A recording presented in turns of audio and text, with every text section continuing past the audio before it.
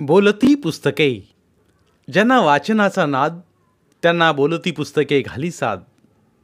आमचं channel subscribe करा आणि सबस्क्राईब करायला इतरांनाही सांगा. नमस्कार श्रोते मित्र हो, बोलती पुस्तके सादर करीत आहे लेखक द.स. काकडे लिखित कादंबरी पाखऱ्या भाग 7.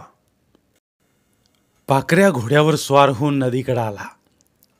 हैदऱ्या तिथं कुठं चरत असेल असं त्याला वाटलं, पण नदीच्या उंच कातळावर उभं राहूनही तो कुठं आसपास दिसत नव्हता. कुठं गेला म्हणावा तो? जंगलपट्टीतली नेहमीची चरायची जागा तशी एक नव्हती. तो नदीकाठीच जास्त असायचा. त्याच्या नाकाला व्यसन नव्हती तेव्हा तर तो काय राजाच होता. पण त्याला नाकाला व्यसन लावली गेली आणि त्याचं फिरणं बंद झालं. तो तुरुंगवास त्याला सहन होणं शक्य नव्हतं, पण तो काही करू शकतही नव्हता. जंगलपट्टीतनं तो तळ्याकडे जाऊ लागला तर वडाच्या झाडाखाली गोदा काटेरी फांदीला असलं मधाचं पोळं हातात घेऊन त्याचा मध बोटानं गोदा चाटत होती. नाम्याची ती जवान लेक ती पाखऱ्याच्या वासावर होती. तो तिच्याकडे गेला नाही. तिच्याकडे जायचं म्हणजे उगा टाईमपास. तो टाईमपास त्याला नको होता. ए पाखऱ्या, तिनं त्याला साद घातली. त्यानं न ऐकताच आपल्या घोड्याला टाच दिली. ए पाखऱ्या, तुझा हैदऱ्या पाहिजे ना? गोदाच्या तोंडून हैदऱ्याचं नाव निघताच पाखऱ्या थांबला. त्यानं घोडा मागं वळवला.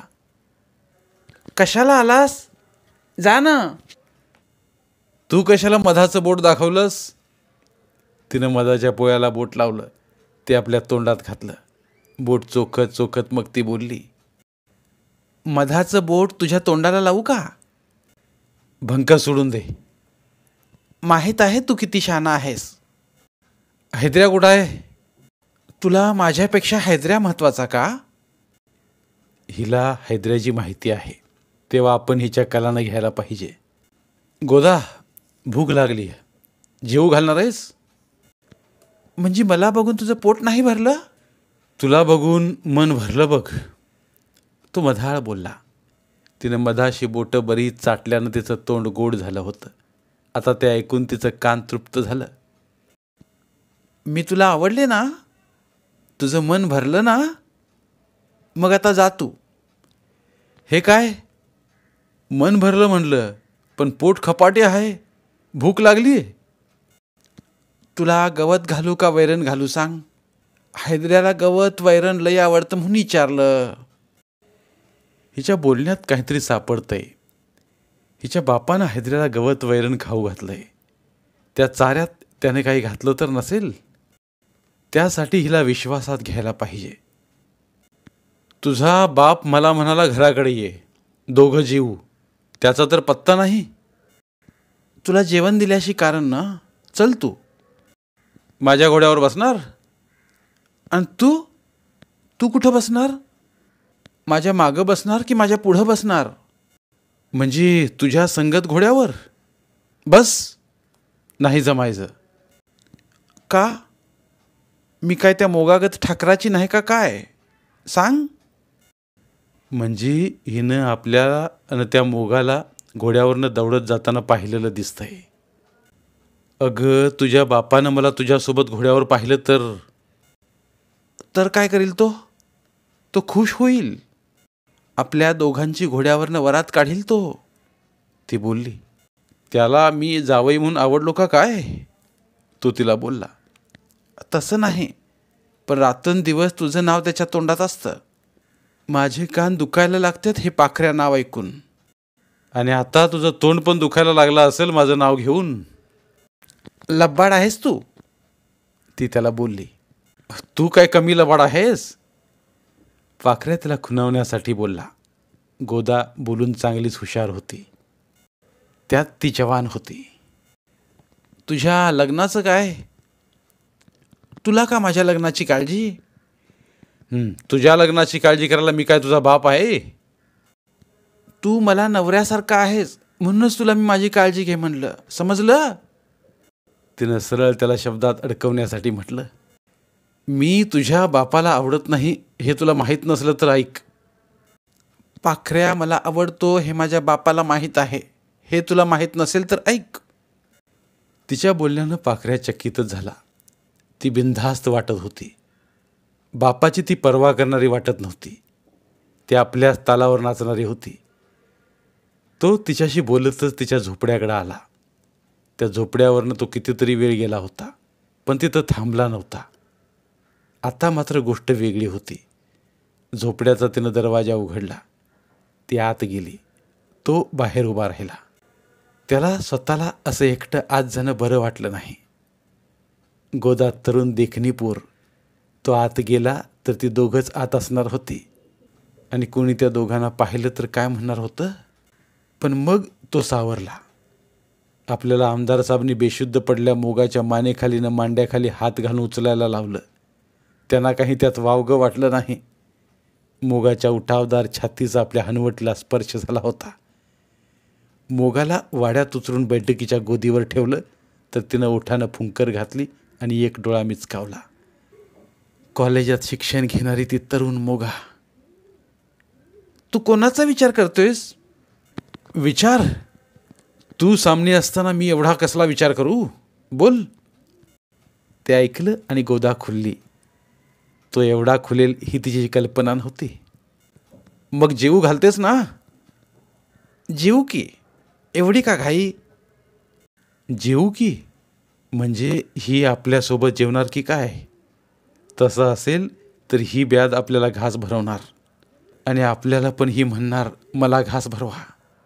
आपल्याकडं तर वेळ थोडा आहे. दारू पिणार का? ती त्याला बोलली. दारू म्हणजे ह्या झोपड्यात दारू पण येते? रात्री बापानं एक 10 लिटरचा डबाच भरून आणला. 10 लिटर? एवढी दारू? कशाला? धर्म्यानं बापाला ही दारू आणून दिली.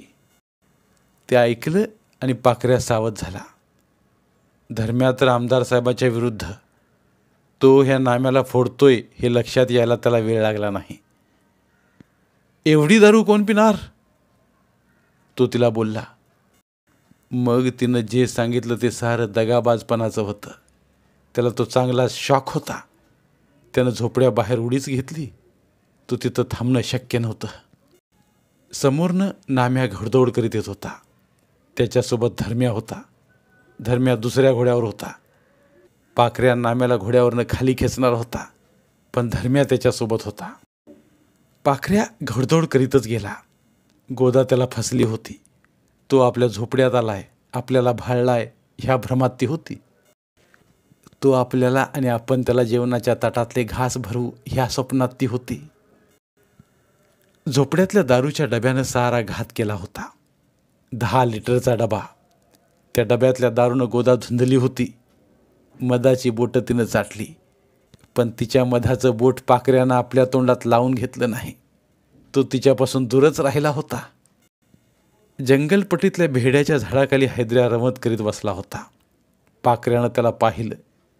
तो आपल्या हाती सहजासहजी लागायचा नाही, पण त्याला मर्याईच्या मैदानाकडे न्यायला तर हवं होतं. पाखऱ्या लांबूनच घोडदौड करीत पाण्याकडे आला. आमदार साहेब लाडबाबानं पाखऱ्यानं सांगितलेलं ऐकलं. चिमण्या, चिलम्या, यम्या, पांडा, पारा साऱ्यांना सोबतीला घेऊन हैदऱ्या मर्याईच्या मैदानात अन्न भाग होतं, पण त्या राखणदारांचा तिथं पत्ताच नव्हता. आमदार साहेब, तुमची जीप बाहेर काढा. जीप? जीपनं काय करणार? बघा तर खरं या पाखऱ्याकडं, तो बोलला. आमदार साहेबच्या इब्रतीचा प्रश्न. हैदऱ्या हातचा गेला तर धर्म्याचा रेडा जिंकणार होता. तो भाव खाऊन जाणार होता. पाखऱ्या आणि आमदार साहेब दोघे निघाले. पाखऱ्या घोडदौड करीत पुढं तर जीपनं आमदार साहेब. पाखऱ्यानं नालबंदागत भला मोठा लांब लचक दोर आपल्या हाती घेतला होता. घोडदौड करीतच पाखऱ्या हैदऱ्याजवळ गेला आणि त्यानं त्याच्या शिंगाभोवती दोराचा गोलाकार फासा टाकला आणि दोर खेचला. एक सोडून 2 फासे. एक दोर ह्या बाजूला, दुसरा दोर त्या बाजूला. विरुद्ध बाजूच्या झाडांना पाखऱ्यानं दोर बांधला आणि मग आमदार साहेबांना त्यांना इशारा देऊन जीप घेऊन बोलावलं. पण हैदऱ्याला दोन्ही बाजूनं असा दोर बांधून काही उपयोग नव्हता. तो नुसता रवंत करीत बसला होता. बाकी तो हालचाल करायला तयारच नव्हता. हैदऱ्या आणि एवढा शांत? वादळ एवढं शांत कसं बसू शकतं? पाखऱ्या, धर्म्याच्या मोहाला नाम्या बळी पडला. त्यानं आपल्या हैदऱ्याला चांगलीच दारू पाजली आहे. दारू पिल्यावर हैदऱ्यानं चांगला चारा खाल्ला आहे, त्यामुळं तो असा सुस्तावलेला दिसतोय.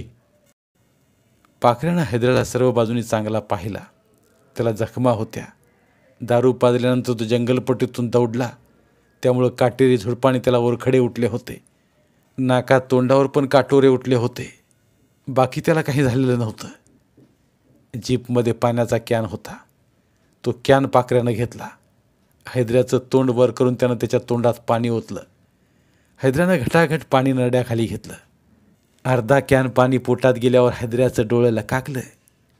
बटाऱ्या डोळ्यानं तो पाहायला लागला आणि झाटदिशी उठला. त्याच्या डोळ्यांपुढची झापड कमी कमी होऊ लागली.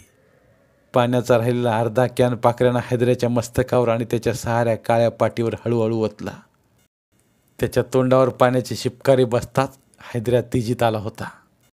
त्याचवेळी नाम्या घोडदौड करीत येताना त्या दोघांनी पाहिला. धर्म्या त्याच्यापुढं घोडदौड करीत निघून गेला. नाम्या तिथं आला. तो आमदार साहेबांपुढं उभा राहिला.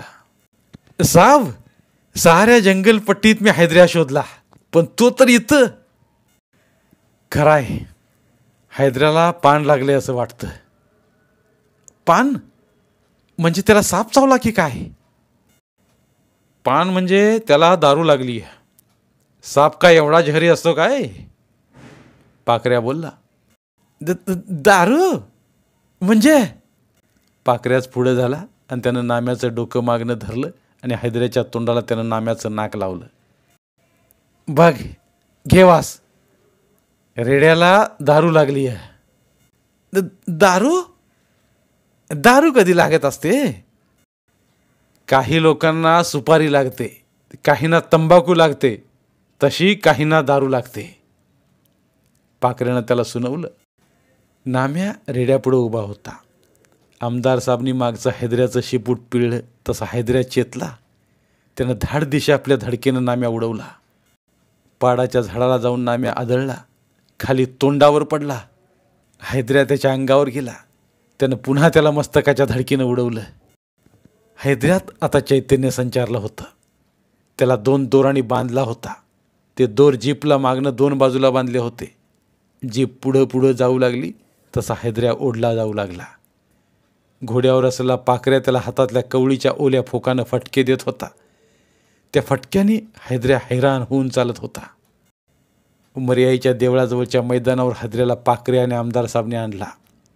तिथंच त्यांनी त्याला झाडाला बांधला. आमदार साहेब, तुम्ही निघा आता. हैदऱ्याला मी झुंजीला तयार करतो.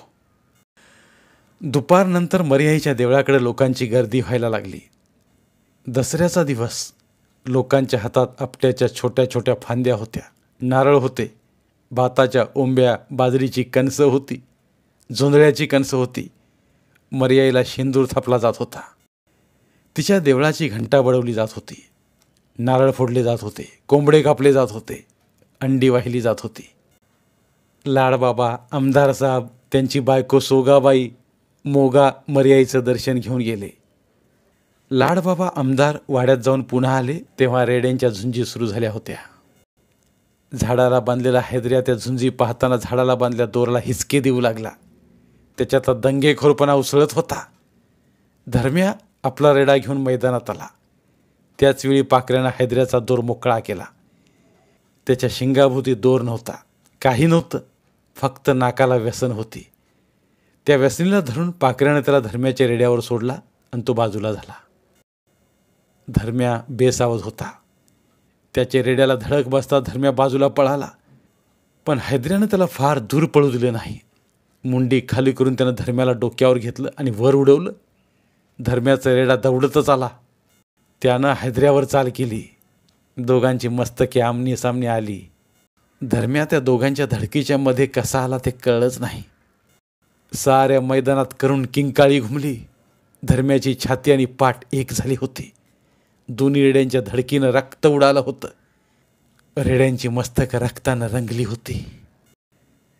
यात्रेच्या बंदोबस्तीला असला फौजदार तिथं धावत आला. त्याचे पोलीस आले. धर्म्याची छाती फुटलेला देह खाली पडला होता.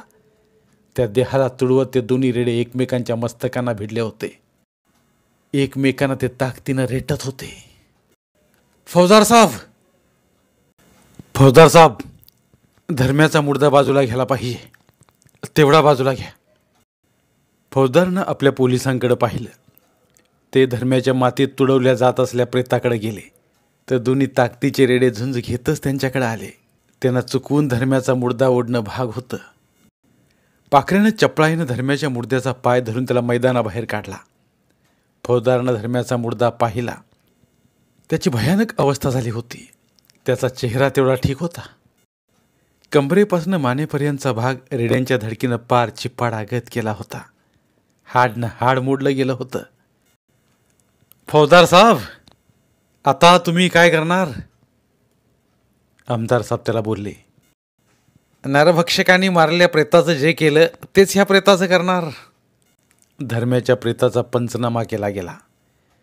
पोलीस जीपमध्ये ते प्रेत नेलं गेलं. फौजदार पोलीस गेले. त्याचवेळी हैदऱ्यानं धर्म्याच्या रेड्याला आपल्या मस्तकाच्या जीव घेण्या धडक्यानं खाली पाडला. तो रेडा केवढ्यांतरी टेकला. रेड्याला पाणी पाजा, पाखऱ्या ओरडला. आमदार साहेब त्याच्या ओरडण्यानं चकित झाले. आपल्या वैऱ्याचा तो रेडा, त्याला पाणी काय पाजायचं? तो असाच तडपडून मरायला हवा. पाखऱ्यानं मर्याईच्या देवळाजवळचा पाण्याचा हंडा उचलून आणला आणि धर्म्याच्या रेड्याच्या त्यानं तोंडात पाणी ओतलं. हैदऱ्या पिसाळला होता. तो पाखऱ्याच्या अंगावर यायला लागला. पाखऱ्या त्याची धडक चुकून बाजूला झाला. पण हैदऱ्यानं पाखऱ्याची पाठ धरली. तो बेफाम होता. त्याचं बेफाम पण पाखऱ्याचा मुर्दा पाडणार होतं. हैदऱ्या मर्याईचा रेडा होता. देवीला तो पूर्वी सोडला होता. आता तो महिषासुरच वाटला होता. पूर्वीही तो असा बेभान झाला म्हणून त्याला व्यसन ठोकण्यात आली होती. त्याच्या गळ्यात साखळी बांधून त्याच्या दोन्ही पायात भलं मोठं लाकडाचं लोढणं अडकवण्यात आलं होतं. हैदऱ्यानं धर्म्याला त्याच्याच रेड्याच्या धाकीच्या कैचीत उडवला होता. आता त्याला पाखऱ्या उडवायचा होता. त्या जंगलपट्टीत त्याच्यावर हुकूमत गाजवणारा पाखऱ्याच होता. पाखऱ्या पुढं धावत होता आणि हैदऱ्यानं त्याची पाठ धरली होती. आमदार साहेब घोड्यावर दौडत आले. त्याच्या हातात त्यांची शिकारीची बंदूक होती. आमदार साहेब, हैदऱ्याला गोळीनं मारू नका, त्यानं ओरडून सांगितलं. तुला तो जित्ता ठेवत नाही. आमदार साहेब देवाच्या रेड्याला गोळीनं उडवतील, त्यांच्या हातानं असं पाप व्हायला नको. पाखऱ्या पळायचं थांबला. त्यानं रुंद खोडाचं चिंचेचं झाड पाहिलं. त्यानं मग धावत येणाऱ्या हैदऱ्याला डिवचण्यासाठी आपले दोन्ही हात पुढं केले. आपलं डोकं धडकीसाठी पुढं केलं. हैदऱ्याच्या डोळ्यात धर्म्याचं रक्त उडालं होतं. ते रक्त उसळलं. तो रागानं धावला. एका धडकेत या पाखऱ्याच्या देहाचा फोंडा आसमानात उडवायचा आणि आपल्या मस्तकावर घेऊन पुन्हा वरती उडवायचा. पायाखाली चिरडून मारायचा. धनुष्यातनं सुटलेल्या बाणागत तो सुटला. काय झालं गेलं ते कळलंच नाही. आमदार साहेबांनी बंदुकीला हात घालून गोळी झाडण्याचा प्रयत्न केला. पण त्याआधीच हैदऱ्या चिंचेच्या झाडाच्या खोडावर आपल्या मस्तकाची दोन भकलं होऊन खाली कोसळला होता. हैदऱ्याच्या मस्तकातनं रक्ताचा पूर उसळला होता. त्यानं हातपाय झाडले आणि तसाच तो आडवा झाला. पाखऱ्या हैदऱ्याकडे धावला. त्यानं त्याच्या तोंडावरनं हात फिरवला. पाखऱ्या दुखावला. हैदऱ्या देवीचा रेडा, त्याचा बळी आपण घेतला.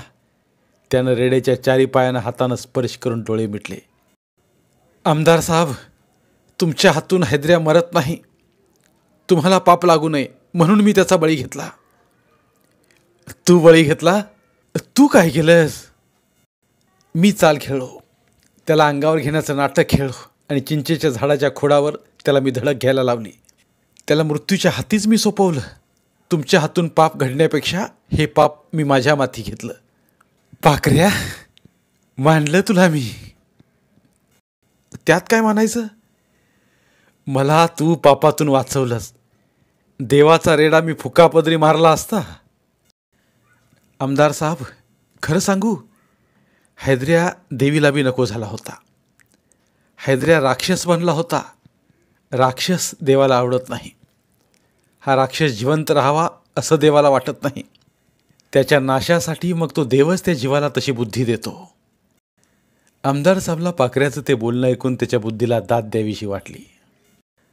आमदार साहेब, ह्या देवीच्या रेड्याला तर देवीच्या देवळापुढंच गाडला पाहिजे. त्याची तिथे समाधी बांधली पाहिजे. तू सांगतो तेच माझ्या मनात आहे. आमदार साहेब वाड्यावर गेले. त्याने आपल्या साऱ्या राखणदारांना कामाला लावलं. दसऱ्याच्या दिवशीच हजऱ्याला मरण आलं. तसा धर्म्याचा रेडा पण मैदानात मरून पडला होता. दोन्ही रेडे काही साधे नव्हते. धर्म्याचा रेडा आळेगावच्या रेड्याची समाधी असल्या ज्ञानेश्वर मंदिराला सोडलेला होता, तर आमदार साहेबांचा रेडा माऊलाईच्या मंदिराला सोडलेला होता. लाडबाबानं दोन्ही रेड्यांच्या देहावर दोन्ही खड्यात मुठमुठ माती टाकली, तेव्हा त्या दोघांवर माती लोटण्यात आली.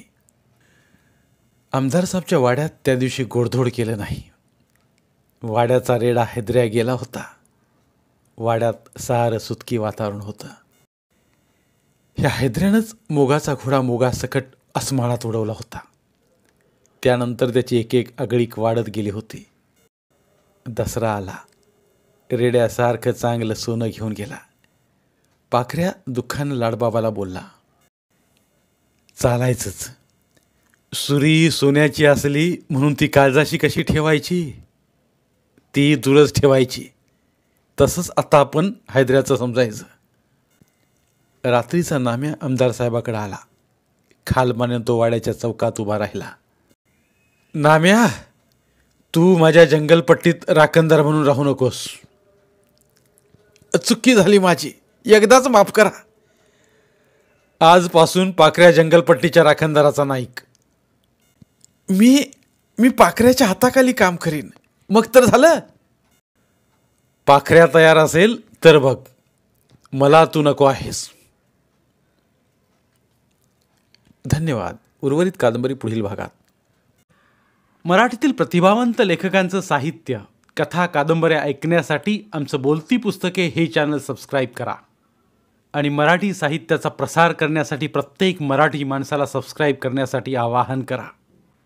आणि बोलती पुस्तके या साहित्य चळवळीत सहभागी व्हा. आपले पुन्हा एकदा धन्यवाद.